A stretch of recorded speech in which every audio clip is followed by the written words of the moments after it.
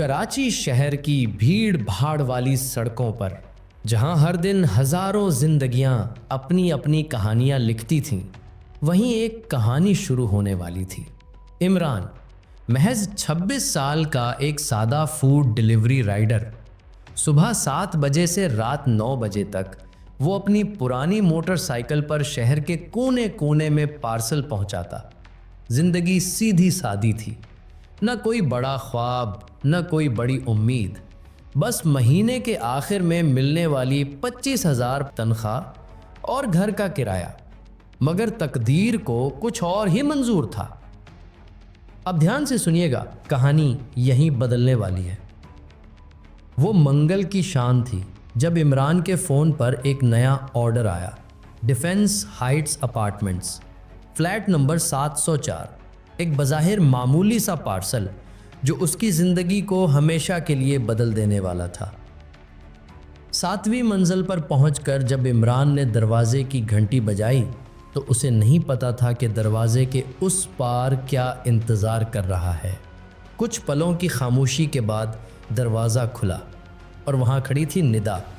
30 के करीब उम्र, लंबे स्याह बाल और चेहरे पर एक अजीब सा सुकून, जैसे नींद से अभी जागी हो। उसके चेहरे पर ताजगी थी, मगर आंखों में एक अनकही थकन छुपी थी। इमरान का दिल एक पल के लिए रुक गया। उसने पहले भी कई हसीन ख़वातीन देखी थीं, लेकिन निदा में कुछ अलग था। शायद उसकी आंखों में छुपी तन्हाई या फिर उसके चेहरे पर बिखरी वो उदासी जो उसकी खूबसूरती को और भी गहरा बना रही थी। निदा ने धीमी आवाज़ में पार्सल के बारे में पूछा। इमरान ने हकलाते हुए पार्सल आगे बढ़ाया। निदा ने पार्सल लेते हुए नरमी से शुक्रिया कहा। इमरान के दिल में एक अनजाना सा एहसास उभरा, जैसे उसने किसी अनोखी कहानी का पहला सफ़ा छू लिया हो। निदा ने शुक्रिया कहा और दरवाज़ा बंद कर दिया, लेकिन इमरान वहीं खड़ा रह गया कुछ पल, बस उस बंद दरवाजे को देखते हुए। उसे नहीं पता था कि उसके दिल में जो अंधड़ उठा था वो उसे कहाँ ले जाएगा। एक नया पार्सल, एक नई शुरुआत। अगले दिन फिर से डिफेंस हाइट्स अपार्टमेंट्स के लिए ऑर्डर, फ्लैट 704। इमरान का दिल जोर जोर से धड़कने लगा। क्या ये महज इत्तेफाक था? इस बार जब निदा ने दरवाज़ा खोला तो वो हल्के आरामदेह कपड़ों में थी, जैसे घर के मामूल में हो, लेकिन उसके अंदाज में इस बार कुछ मुख्तलिफ था। शायद अकेलेपन की थकन या किसी बात करने वाले की तलाश। निदा ने नरमी से पूछा, क्या इमरान ही हमेशा यहाँ डिलीवरी करता है? उसके लहजे में अजनबियत कम और एक मानूस सी अपनायत ज़्यादा थी। इमरान के दिल की रफ्तार बेख्तियार बढ़ गई। इमरान ने बताया कि इस एरिया में वही ज़्यादातर आता है। निदा ने पार्सल लिया, लेकिन दरवाज़ा बंद नहीं किया। उसने इमरान से पूछा कि क्या वो पानी पीना चाहेगा, क्योंकि बाहर बहुत गर्मी है। ये दावत थी या फिर कुछ और? इमरान के दिमाग में हज़ारों सवाल उठे, लेकिन उसने शुक्रिया कहते हुए हाँ कर दिया। अंदर का फ्लैट खूबसूरती से सजा हुआ था, लेकिन किसी तरह वीरान भी लग रहा था, जैसे चीज़ें तो थीं पर जिंदगी नहीं थी। इमरान ने पानी पिया और निदा उसके सामने बैठ गई। इमरान ने पूछा कि क्या वो अकेली रहती है, हालांकि वो जानता था कि ये सवाल पूछना सही नहीं था। निदा ने बताया कि उसके शौहर हैं, लेकिन वो हमेशा ऑफिस में मसरूफ़ रहते हैं। निदा यहाँ ज़्यादातर अकेली ही रहती है। उसकी आंखों में आंसू आ गए। उस दिन से इमरान और निदा के बीच एक अनकहा रिश्ता शुरू हो गया। हर दूसरे तीसरे दिन निदा कुछ न कुछ ऑर्डर करती और हर बार इमरान ही डिलीवर करता। कभी वो सिर्फ बातें करते, कभी चाय पीते, और धीरे धीरे वो नज़दीकियां बढ़ती गईं जो नहीं बढ़नी चाहिए थीं। अब सांस रोक कर सुनिएगा, असल मोड़ अब आने वाला है। 2 महीने बाद एक जुमे की रात निदा का शौहर वकार ऑफिस ट्रिप पर था। निदा ने इमरान को फ़ोन किया और कहा कि उसे कुछ बात करनी है, क्या वो आ सकता है? इमरान जानता था कि यह गलत था। वो जानता था कि उसे नहीं जाना चाहिए था, लेकिन निदा की आवाज में जो दर्द था, वो अकेलापन था, वो उसे खींच ले गया। जब इमरान पहुंचा तो निदा ने दरवाज़ा खोला। निदा ने धीरे से कहा कि वो आज अकेले नहीं रहना चाहती है, और उस रात दो अकेले दिलों ने एक दूसरे में अपनी तन्हाई का इलाज ढूंढा। पहले तो बस बातें थीं, फिर पास बैठना, फिर हाथों का छूना, और फिर वो पल आ गया जब दो जिस्म एक हो गए।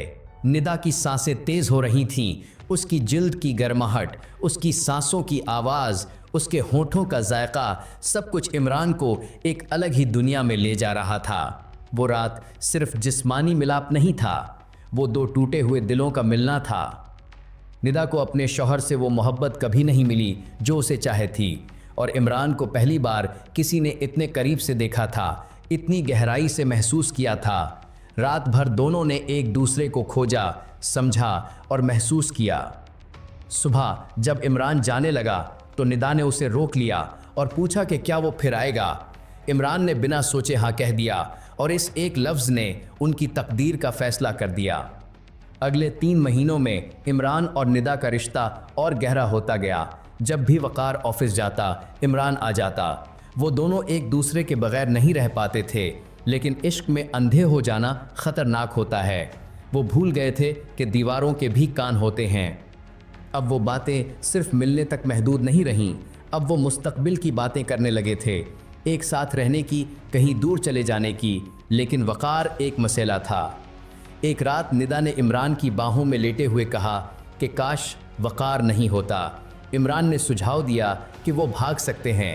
निदा ने डर के साथ बताया कि वकार उन्हें ढूंढ लेगा, वो बहुत ताकतवर है और उसके बहुत कनेक्शंस हैं। और फिर एक रात जज्बात के तूफान में इमरान ने वो बात कह दी जो कभी ज़ुबान पर नहीं आनी चाहिए थी। उसने आहिस्ता कहा कि अगर वो रुकावट ख़त्म हो जाए तो।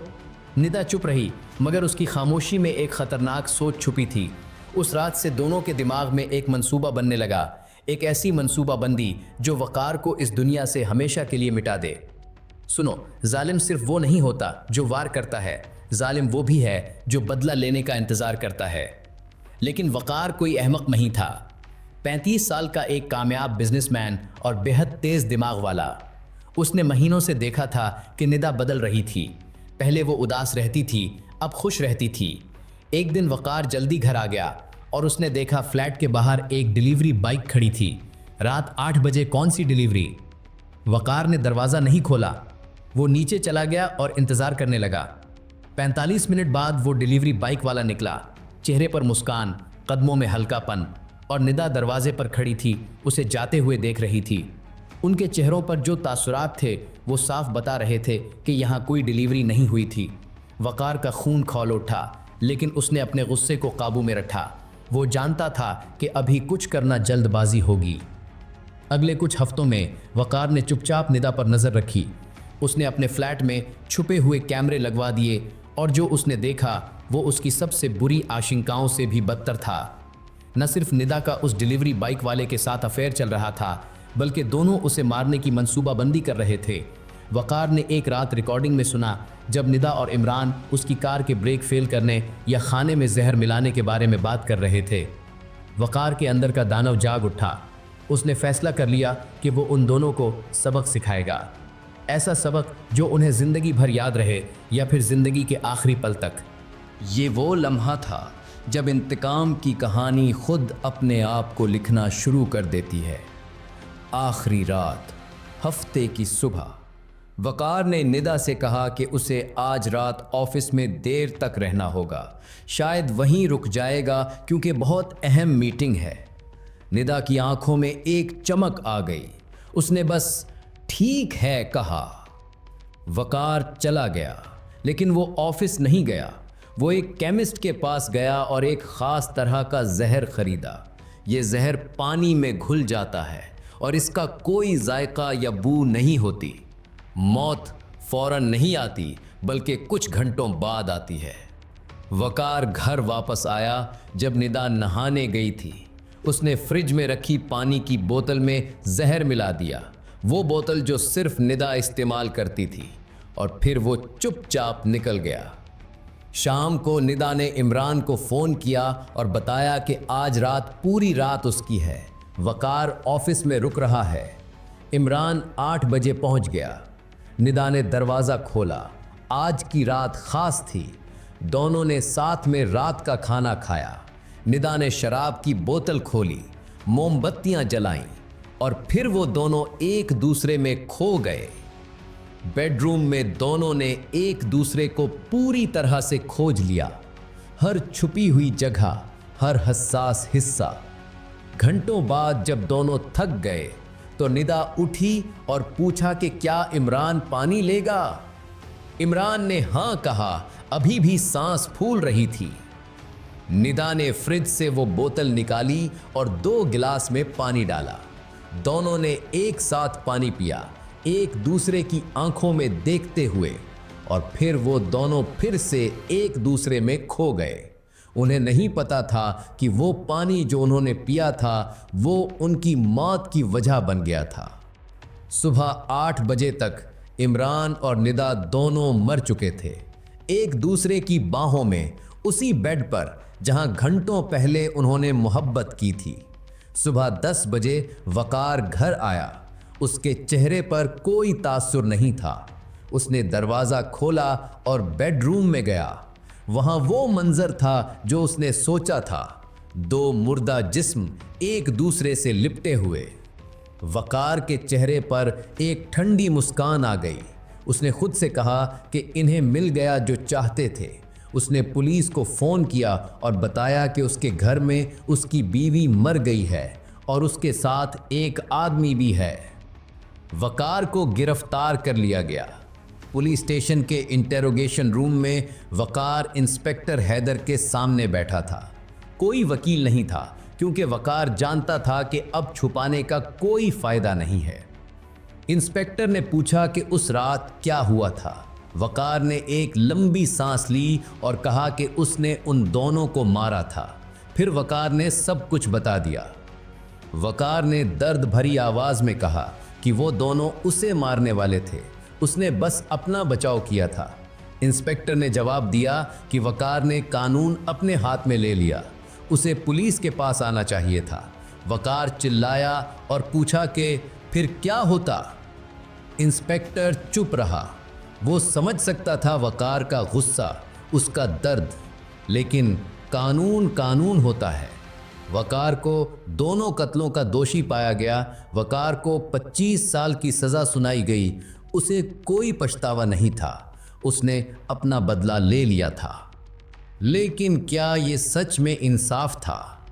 3 जिंदगियां बर्बाद हो गईं। शायद सबक ये है कि धोखा, चाहे कितना भी सही क्यों ना लगे, हमेशा तबाही लाता है। और शायद सबक ये है कि जब इंसान कानून अपने हाथ में ले लेता है तो कोई जीतता नहीं, सब हार जाते हैं।